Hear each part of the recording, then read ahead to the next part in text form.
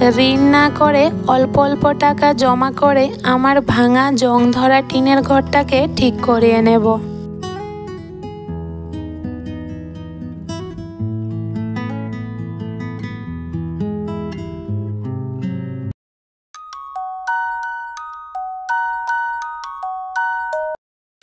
রাধে রাধে বন্ধুরা, good morning. কেমন আছো তোমরা সবাই?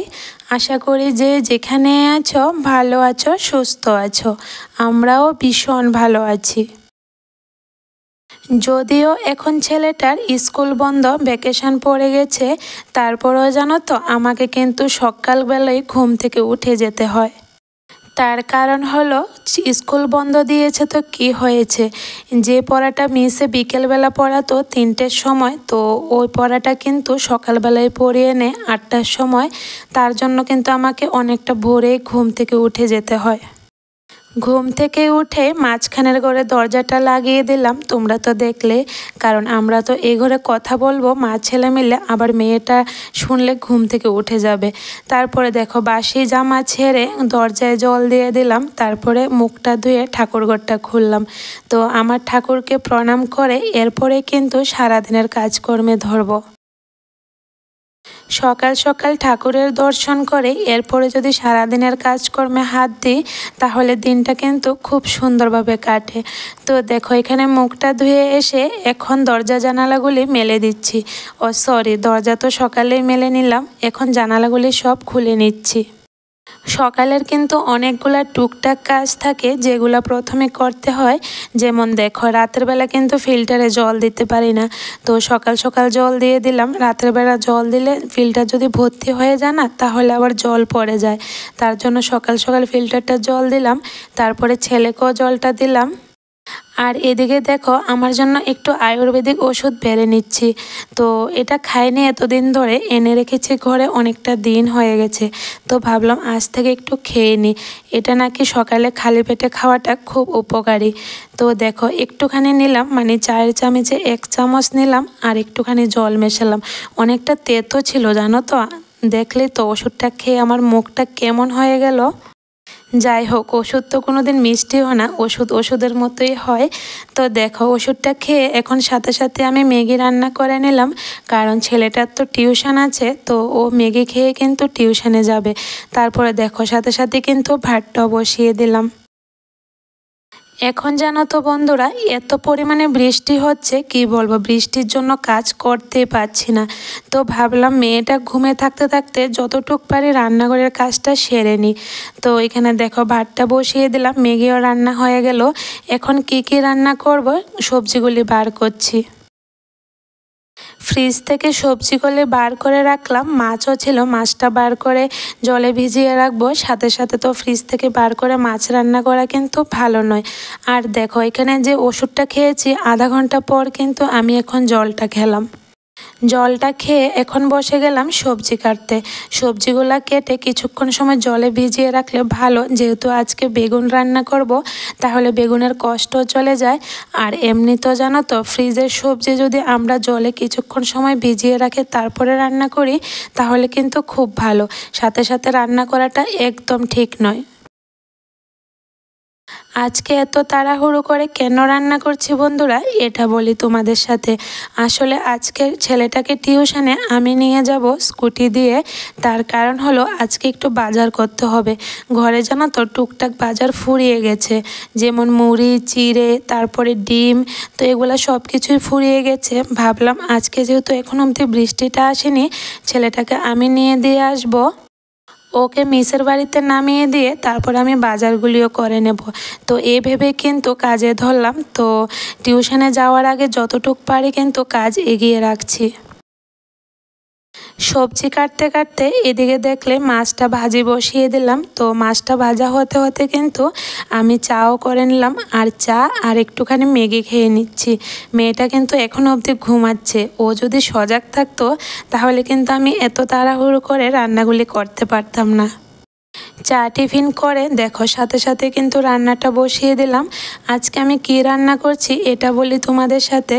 এখানে দেখো বেগুনগুলিকে চিকন চিকন করে কাটলাম আর আলু সিদ্ধ করে ভেঙে দিলাম। তো বেগুন আলু দিয়ে পাবদা মাছ দিয়ে একটু তরকারি রান্না করব। রান্না করতে করতে আমার ছোট্ট সোনাটাও ঘুম থেকে উঠে গেছে। আর দেখলে তো কিভাবে দৌড়ালো, মানে ওকে আমি জল খাওয়াবো তার জন্য দৌড়ে চলে গেল। তারপরে দেখো ওয়ালের উপরে দাঁড় করিয়ে একটা আন্টিকে দেখিয়ে দেখিয়ে তারপরে কিন্তু একটু জল খাওয়ালাম। জানো তো খাওয়ার সময় এতটা যন্ত্রণা করে কি বলবো, একদমই খেতে চায় না। তো জলটা খাইয়ে এরপরে সকালের টিফিনটাও ওকে করিয়ে দিলাম। এক তরকারি ভাতে রান্না করে নিলাম আর মেয়েটার জন্য সবজি কেটে রাখলাম, খিচুড়ি রান্না করব পরে। তারপরে দেখো এখানে 8টা বেজে এসেছে প্রায়। তো ছেলেটা বলছে মা চলো, লেট হয়ে যাচ্ছে। তো তাড়াহুড়ো করে কিন্তু স্কুটিটা বার করছি। কোনো কাজে যদি তাড়াহুড়ো করি এ কাজটা দেখবে আরও বেশি দেরি হয়। যেমন দেখো না, এই যে স্কুটিটা নামালাম, এখন স্টার্ট করলাম, যে মাত্র রওনা দিলাম স্কুটিটা স্টার্ট বন্ধ হয়ে গেল। এই যে বন্ধ হলো তারপরে কিন্তু এটাকে কিক মারতে মারতে এরপর আবার স্টার্ট নিল। বাবাইয়ের পাপা যখন বাড়িতে আসে শনিবার রবিবার তখনই কিন্তু স্কুটিটা বার করা হয়। আমি তো আর বার করি না, তার কারণ হলো বৃষ্টির দিন যেহেতু, আর ছেলেটাকেও গাড়ি করে পাঠিয়ে দিই, আমি আর যাই না। তার জন্য না স্কুটিটার ব্যাটারিটা বসে যায়। তো হঠাৎ করে বার করলে এটাকে কিক মেরে কিন্তু স্টার্ট করতে হয়। তো আমি কিন্তু প্রথমে কিক মারিনি, এমনিতে স্টার্ট করেছিলাম, এরপরে দেখলাম হঠাৎ করে বন্ধ হয়ে গেল। তারপরে আবার কিক মেরে এরপরে স্টার্ট করলাম। ছেলেটাকে টিউশনে পাঠিয়ে আসার সময় তো বাজার করে নিয়ে আসলাম। এখন কিন্তু বৃষ্টি নেমে গেল, তো বাজারগুলি এখন আর গুছালাম না, পরে গুছাবো। আর এত পরিমাণে বৃষ্টি নামেছে কি বলবো। তো মেয়েটাকে কিন্তু স্নান করিয়ে খাইয়ে ঘুম পাড়ালাম। আর এখানে দেখো বন্ধুরা, এই যে বৃষ্টি হচ্ছে আমাদের বারান্দাতে কিন্তু জল পড়ে। এতদিন পড়েছিল শুধু ঠাকুরঘরের সামনে, এখন ঠাকুরঘরের সামনে, এরপরে এই যে মাঝখানের ঘরের সামনেও কিন্তু জল পড়ে। বারান্দার অনেক জায়গাতেই জানো তো জল পড়ছে। তো বৃষ্টির জন্য কিন্তু আমি ছেলেকে আর আনতে যেতে পারিনি, ও একাই এসে পড়েছে গাড়ি দিয়ে।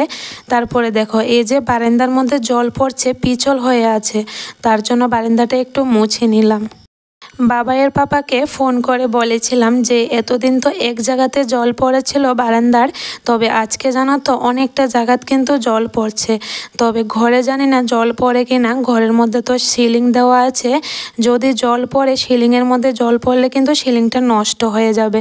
তো এটাই বাবাইয়ের পাপাকে বললাম যে খুব তাড়াতাড়ি কিন্তু আমাদের টিনের চালটা, মানে ঘরের যে টিনগুলা এগুলা পাল্টাতে হবে। টিনগুলি জানো তো বন্ধুরা জং ধরে গেছে।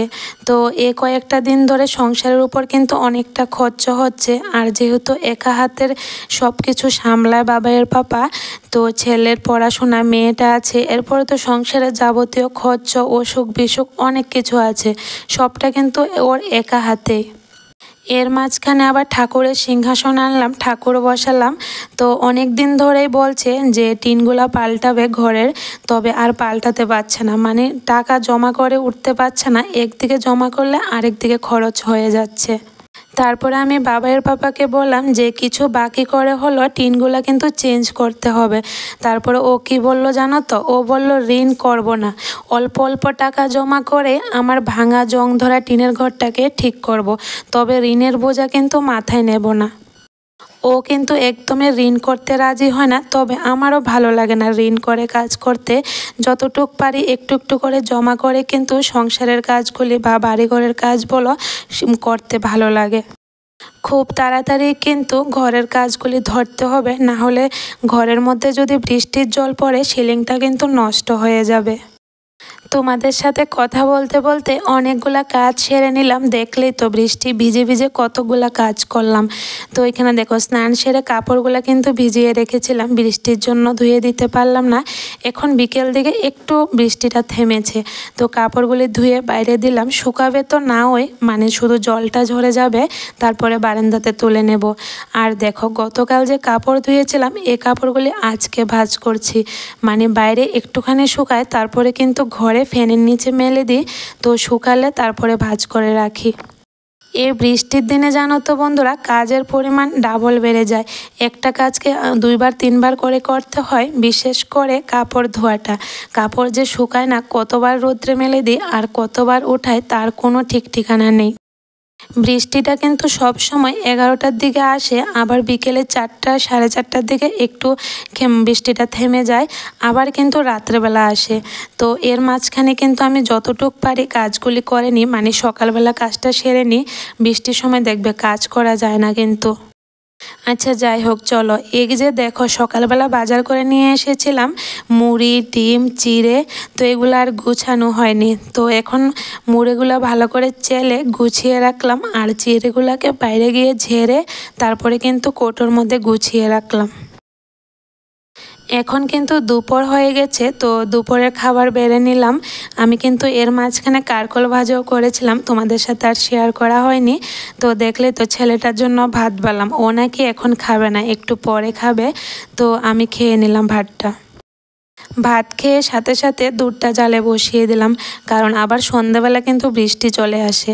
তারপরে দেখো মেয়েটার জন্য খিচুড়ি গরম করে ওকেও দুপুরের খাবারটা খাইয়ে দিয়েছি।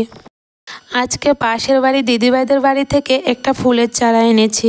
তো অনেক দিন আগেও একবার এনেছিলাম, তবে লাগিয়েছি কিন্তু টিকেনি। তবে আজকে আবার নিয়ে আসলাম, তো ফুলের চারাটা লাগালাম আর চলে গেলাম আমাদের বাড়ির থেকে একটা হলদি তুলতে। অনেক দিন ধরে জানো তো হলুদ তুলবো ভাবছি, তবে আর সময় করে উঠতে পারছি না। তো ফাইনালি আজকে তুলে নিলাম। হলুদটা না মেয়েটার খাওয়াতে দেব, মানে খিচুড়ির মধ্যে দেব, আর আমরাও একটু খালি পেটে হলুদ খাবো, খুব ভালো শরীরের জন্য নাকি, তার জন্য হলুদটা তুলে আনলাম। এখন কিন্তু রাত হয়ে গেছে, তো রাতের রান্না বাড়া করে নিচ্ছি।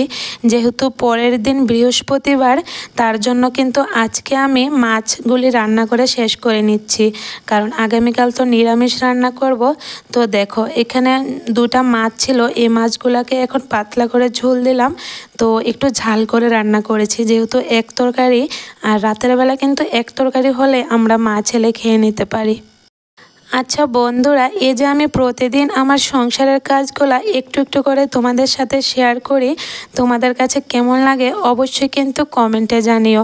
ভালো লাগলে একটা লাইক করে দিও, তোমাদের একটা লাইকে কিন্তু আমার অনেকটা উপকার হয়। আজকের ভিডিওটা এ পর্যন্তই। সবাই ভালো থেকো, সুস্থ থেকো, গুড নাইট।